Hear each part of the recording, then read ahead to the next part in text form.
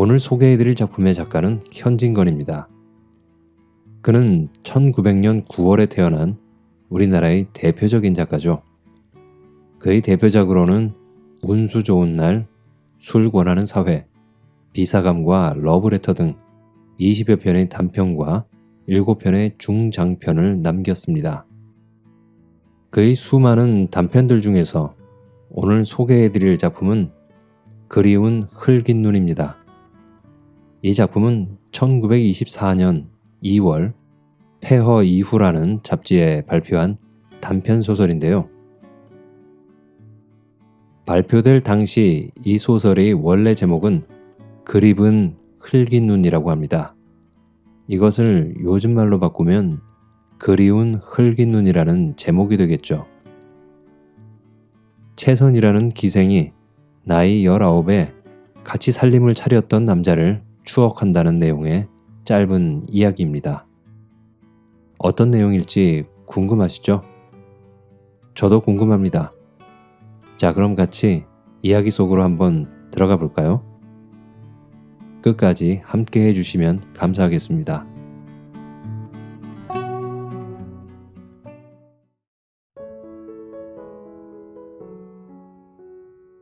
그리운 흙인 눈, 현진건.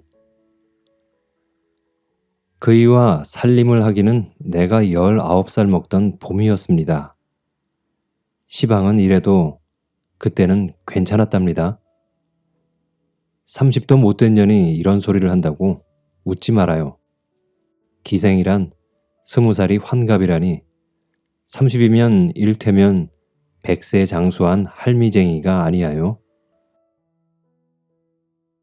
이 푸르죽죽한 입술도 발그스름하였고 토실한 뺨볼이라든지 시방은 총누란 별명조차 듣지만은 오동통한 몸피라든가 살성도 희고 옷을 입으면 맵시도 나고 걸음걸이도 멋이 있었답니다.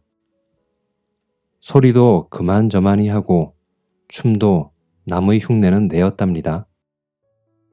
화류계에서는 그래도 누구하고 이름이 있었는지라 호강도 웬만히 해보고 귀염도 남부럽잖이 받았습니다. 망할 것. 우스워 죽겠네. 하자는 이야기는 아니하고 제 칭찬만 하고 앉았구먼. 어쨌든 나도 한 시절이 있은 것은 사실입니다. 해구멍이 막히지도 않아 요리집에서 인력거가 오고 가고만 보면 새로 2점, 석점 전에는 집에 돌아온 적이 별로 없었습니다.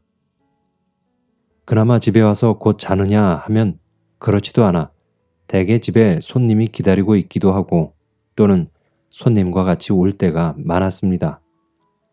그래가지고 또 고달픈 몸을 밤새도록 고달프게 굴다가 해 뜬 뒤에야 이제 내 세상인가 보다 하고 간신히 눈을 붙이면 사정 모르는 손들이 낮부터 달려들어 고단한 몸을 끌고 꽃구경을 간다, 들놀이를 간다, 절에를 나간다 합니다 그려. 그러니 몸이 피로치 않을 수 있습니까? 놀기란 참 고든 일입니다. 어느 때는 사지가 늘어지고 노는 것이 딱 싫고 귀치 않아서 인연의 노릇을 언제나 마나 하고 탄식이 나옵니다.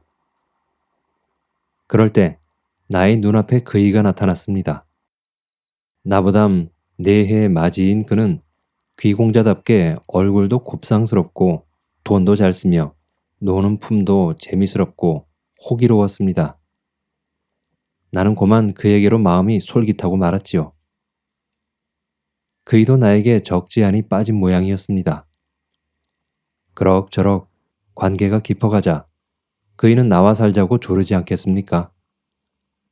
마침 기생 노릇도 하기 싫던 참이고 밉지도 않은 사내라 내심으로 이게 웬 떡이냐 싶었지만 그대로 기생 행투가 그렇지 않아 이 핑계 저 핑계로 그이를 바싹 달게 해서 돈 1,000원이나 착실히 빼앗아서 어머니를 주고 마지못해 하는 듯이 살림을 들어가게 되었습니다.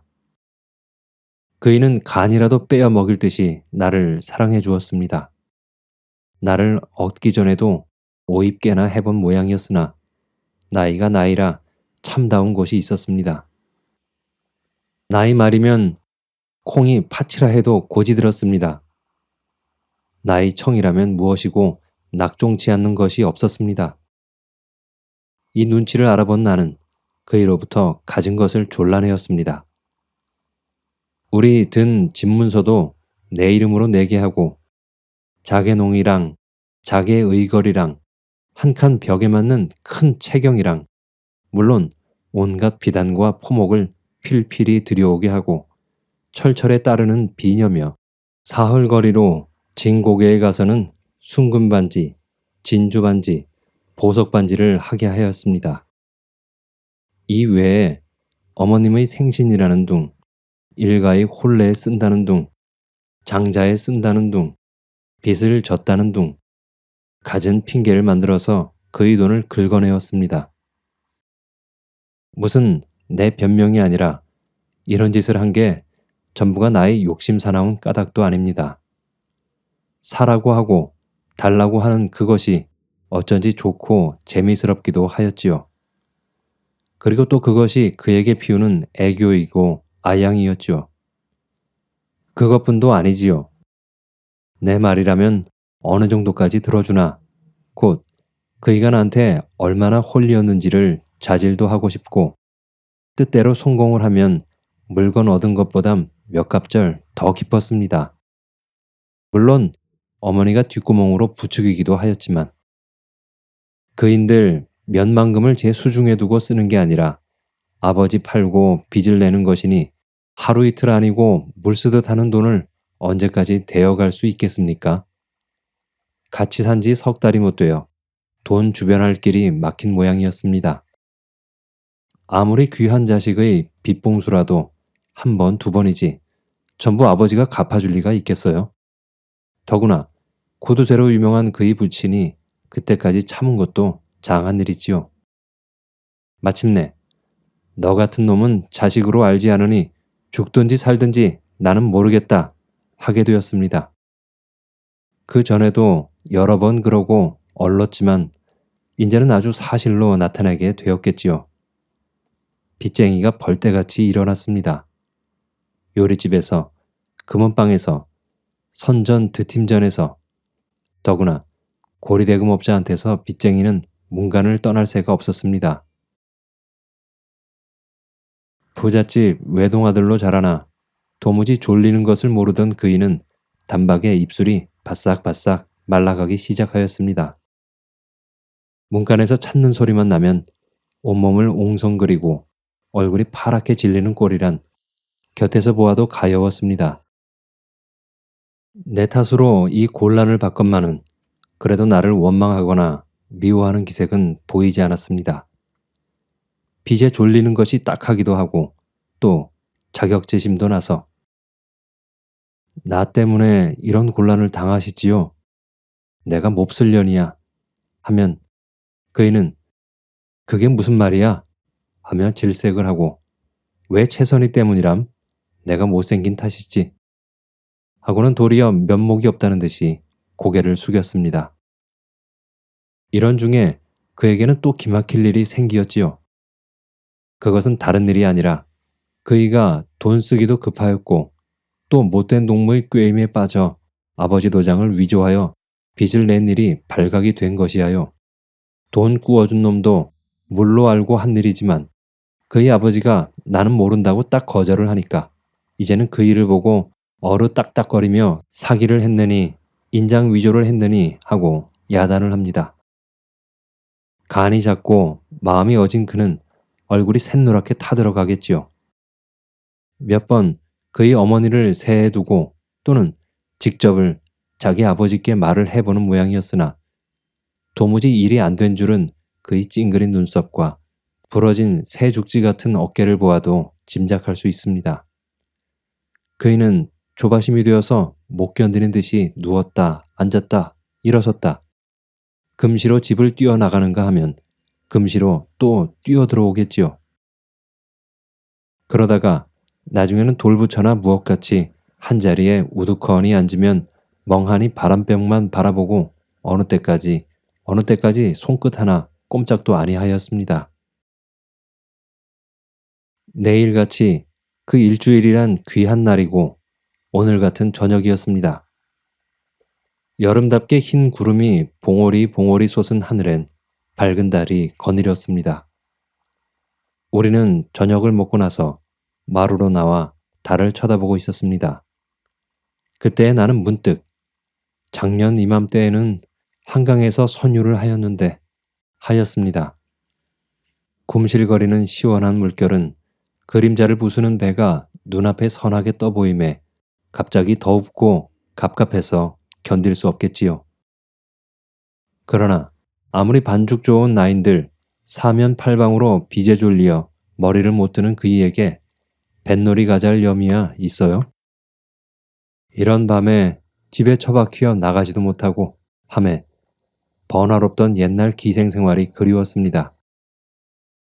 살림 들어온 것이 후회가 났습니다. 이렇게 마음이 달뜨는 판에 곁에서 훌쩍훌쩍하는 소리가 나질 않겠습니까? 돌아다 보니 그이가 울고 있지 않아요? 왜 우셔요? 하니까 얼른 대답을 아니하고 서름이 복받쳐 참을 수 없다는 듯이 이윽히 코만 들이마시다가 껄떡이는 목청으로 채선이는 내가 감옥에 들어가면 또 기생으로 나가겠지? 하고 눈물이 그렁거리는 눈을 나에게로 돌리겠지요. 내 속을 알아채었나 보다 하고 가슴이 뜨끔하였으되 놀아먹은 보람이 있어서 단박에 흉업개슬이 그게 무슨 말씀이야요? 하고 질색을 하였습니다. 아니야. 내가 감옥에 가면 채선이는 또 기생에 나가서 문놈의 사랑을 받을 거야. 감옥에 간단 말이 조금 안 되었지만 속으로는 그렇지 하면서도 입 밖에 내어서는 그럴 리가 있겠어요. 설령 나으리가 간다 손 치더라도 내가 당신 사람이 아니야요. 왜 또 기생 나가겠습니까? 댁에 가서 행랑방 구석으로 돌아다닐지라도 나으리의 나오시기만 기다리지요. 라고 꿀을 담아 붓는 듯한 마음에 없는 딴청을 부리었습니다.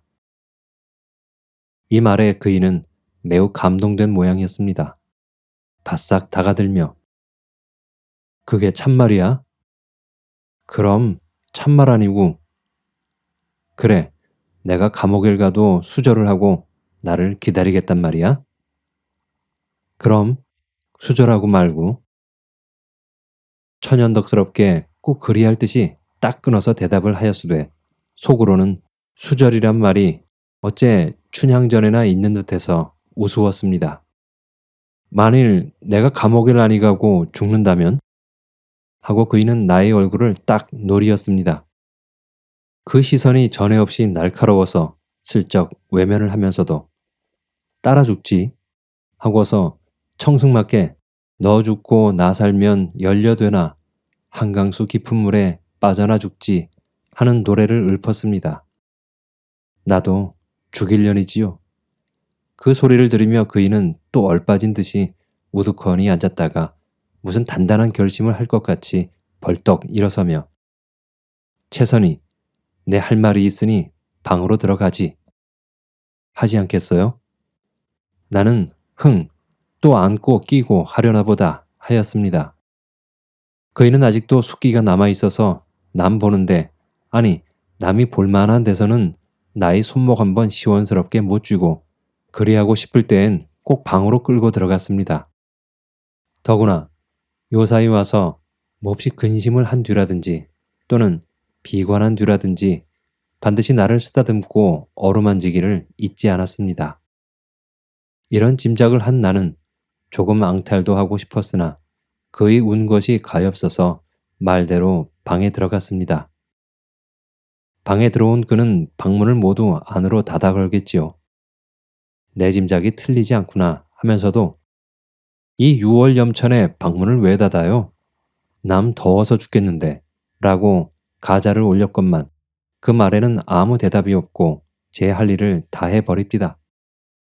전 같으면 부끄러운 듯이 눈을 찡긋하기도 하고 손짓으로 말 말라고도 하였으련만 나는 벌써 내 입술에 닿는 그의 입술, 나의 젖가슴으로 허리로 도는 그의 팔을 기다렸건만 그이는 이상스럽게 엄연한 얼굴로 마주 앉아 있을 뿐입니다. 얼마 만에 그이는 가라앉은 목소리로 최선이 내나 이 세상에 더 구차히 산다 한들 또 무슨 낙을 보겠니? 차라리 고만 죽어버리는 게 어떠냐? 하겠지요? 미쳤나? 죽기는 왜 죽어? 하면서도 그래요. 고만 죽어버려요. 라고 쉽사리 찬성을 하였습니다.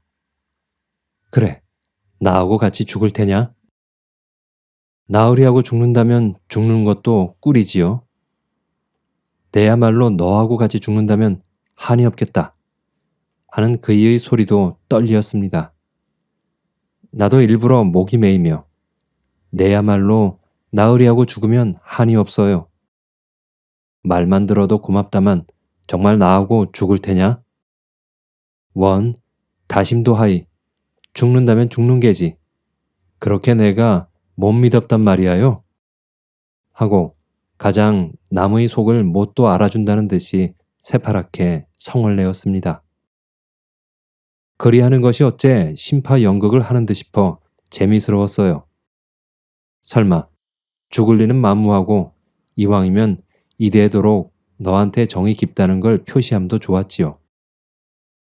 그이는 나의 기색을 살피더니 그만하면 되었다 하는 듯이 벌떡 일어나 자기가 쓰는 가방을 가져오더니 그 안에서 흰 봉지를 하나 꺼내겠지요. 그 봉지 속으로는 밤낮만한 고약 같은 것 2개가 나왔습니다. 저것이 아편이구나 하매 가슴이 조금 섬뜩거리었으되 그리 놀라지는 않았습니다. 그 약으로 말하면 그이가 돈 안 주는 자기 아버지를 놀라게 하려고 몇 번 자기 어머니에게 보이는 것을 곁에서 구경을 하였으니까요. 그것을 먹고 죽는다고 야단을 해서 돈을 얻어온 일도 있으니까요. 그러니 시방 와서 새삼스럽게 놀랄 것도 없지만은 같이 죽자는 말 끝에 그것이 나온지라 시방껏 달떴던 마음이 조금 긴장은 됩니다. 그이는 자리끼를 당기더니 그 약을 앞에다 놓고 이윽히 내려다보며 닭의 똥 같은 눈물을 뚝뚝 떨어뜨리지 않겠습니까? 그때만은 나의 가슴도 찌르르 하였습니다. 한참 약을 내려다보고 울고 있던 그이는 무슨 비장한 결심을 한 듯이 몸을 흠칫하더니 그 약 1개를 얼른 입에 집어넣고 1개를 집어 나를 주지 않겠습니까? 나도 서슴지 않고 그 약을 받아 입에 넣었습니다. 약을 머금은 그의 손가락으로 자리끼를 가리켜 나한테 물을 마시라는 뜻을 보이었습니다. 나는 그의 시키는 대로 물을 마시었으나 물만 넘겼지 약은 혀 밑에 감춰둔 것은 물론입니다. 내야 꿈에도 죽을 마음이 없었습니다.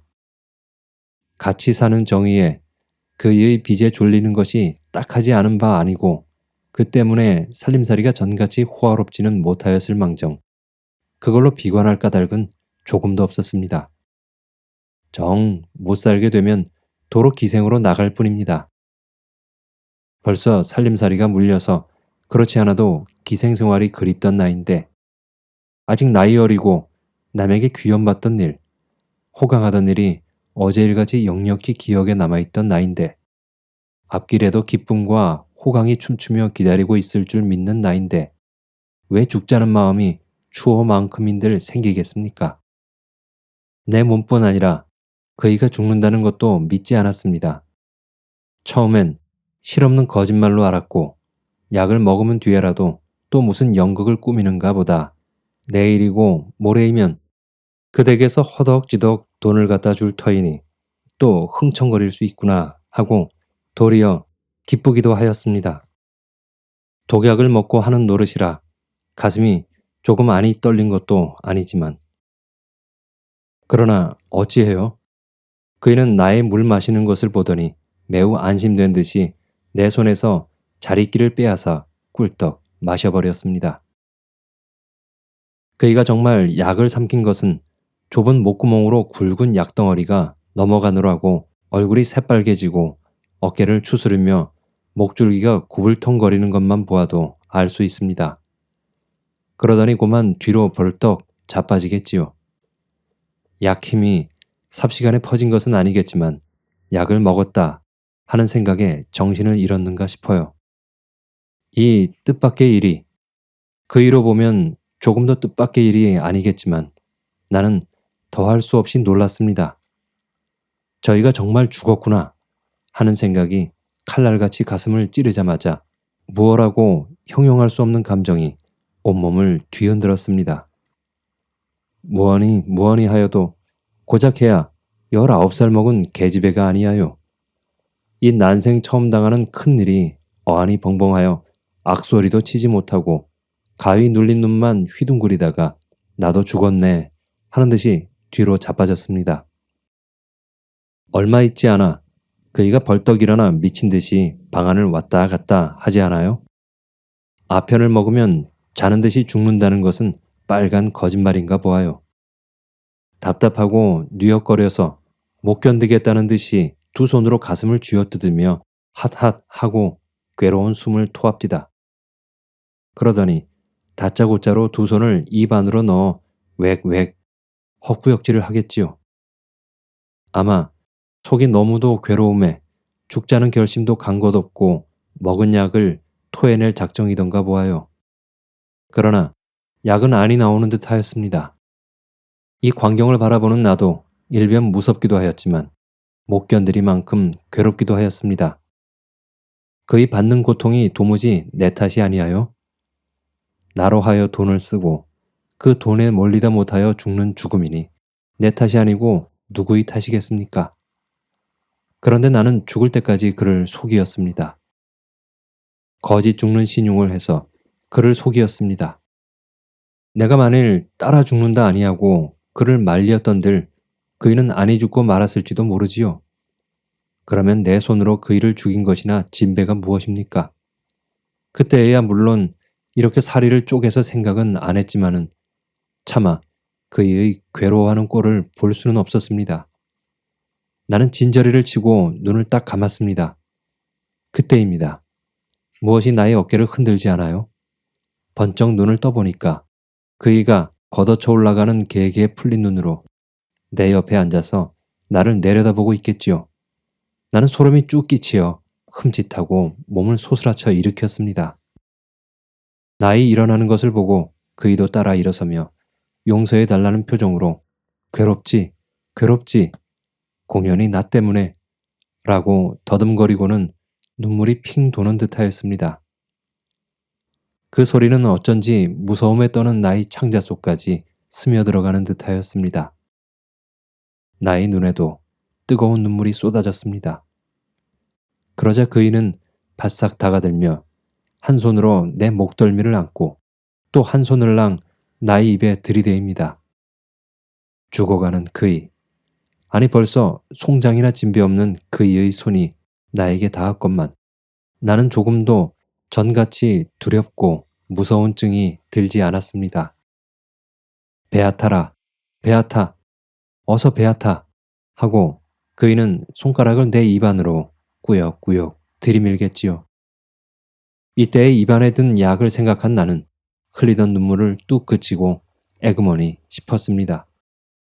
나는 그이의 지중한 사랑에 감업하였으되 그이가 돌려내려고 애를 쓰는 것이로되 나는 그 약을 내어놓기가 죽어도 싫었습니다. 나는 차라리 삼켜버리려 하였습니다. 몇 번을 침을 모아 그 약을 넘기려 하였으나 원수의 덩이가 큰 까닭인지 세상 넘어가지를 않습디다. 그러는 판에 내 입에 들어온 그의 손가락이 벌써 그 약을 집어내겠지요. 그 약을 집어내자 나를 바라보던 그의 얼굴은 시방도 잊히지 않습니다. 어쩌면 그 곱상스럽던 얼굴이 그렇게 무섭게 변할까요? 나는 어떻다 형용할 수가 없었습니다. 제 계집이 딴 사내를 끼고 자는 것을 본 남편의 얼굴이나 그러할는지요. 그 얼굴의 표정은 분노 그것이었습니다. 원한 그것이었습니다. 입술을 악물고 드러난 이빨 하나만 보고라도 누구든지 질겁을 할 것입니다.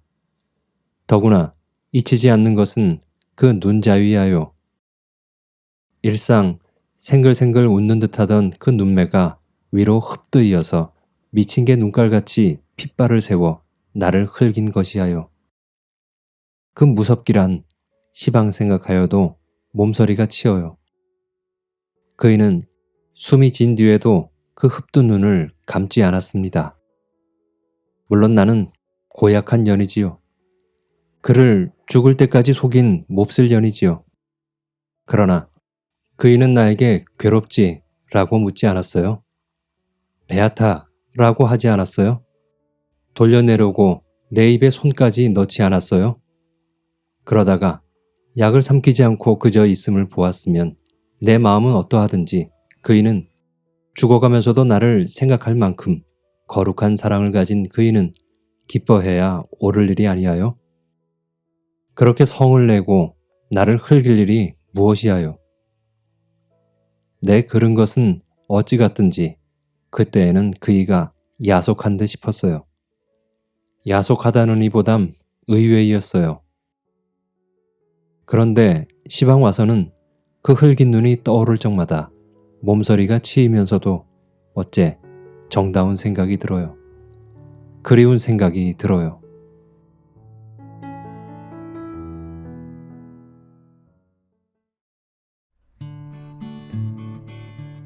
어떻게 들으셨나요? 이 두 사람은 도대체 뭘까요? 빚에 몰리고 좀 힘든 상황이 되었다고 자신의 목숨을 쉬이 버리는 결심을 하는 사람. 장난인 줄로 생각했겠지만 결심을 실천에 옮기는 그 순간에도 말리지 않은 사람. 이 두 사람은 도대체 뭐 하는 것일까요? 비록 이것이 소설이긴 하지만 이해가 잘 되지는 않는군요. 아마도 작가는 그 당시 세태의 가벼움을 꼬집고 싶었던 것이라는 생각이 들었습니다. 지금까지 현진건의 그리운 흘긴 눈을 감상하셨습니다. 저는 또 재미있는 작품으로 찾아오겠습니다.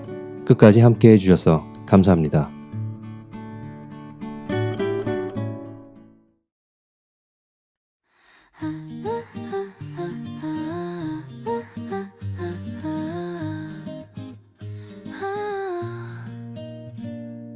겨울이 남긴 마지막 바람 위로 연두빛 잎새들이 춤을 추네.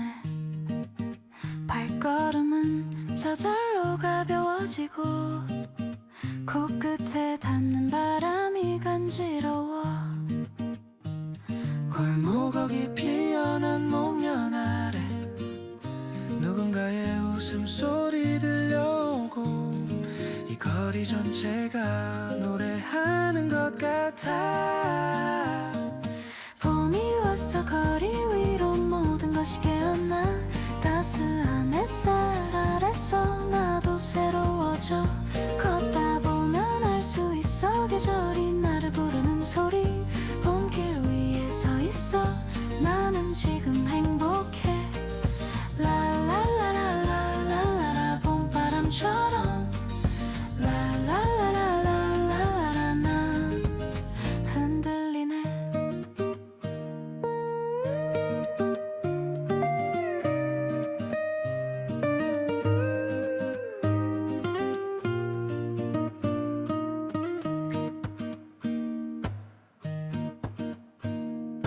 카페 앞에 놓인 의자들마다 사람들의 미소가 넘쳐나고 나무 사이로 비치는 햇살 조각 내 어깨 위에 포근히 내려앉네. 구두 끝에 묻은 겨울의 무게 오늘은 모두 털어낼 수 있어. 이 거리가 나를 안아주는 것 같아. 봄이 왔어. 거리 위로 모든 것이 깨어나. 따스한 햇살 아래서 나도 새로워져. 걷다 보면 알 수 있어 계절이 나를 부르는 소리. 봄길 위에 서 있어. 나는 지금 행복해. 라라라라라라라 봄바람처럼. 라라라라라라라 난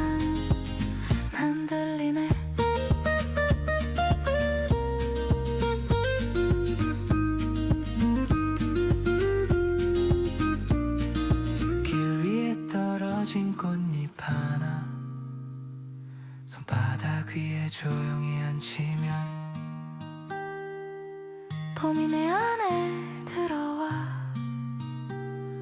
마음까지 물들여가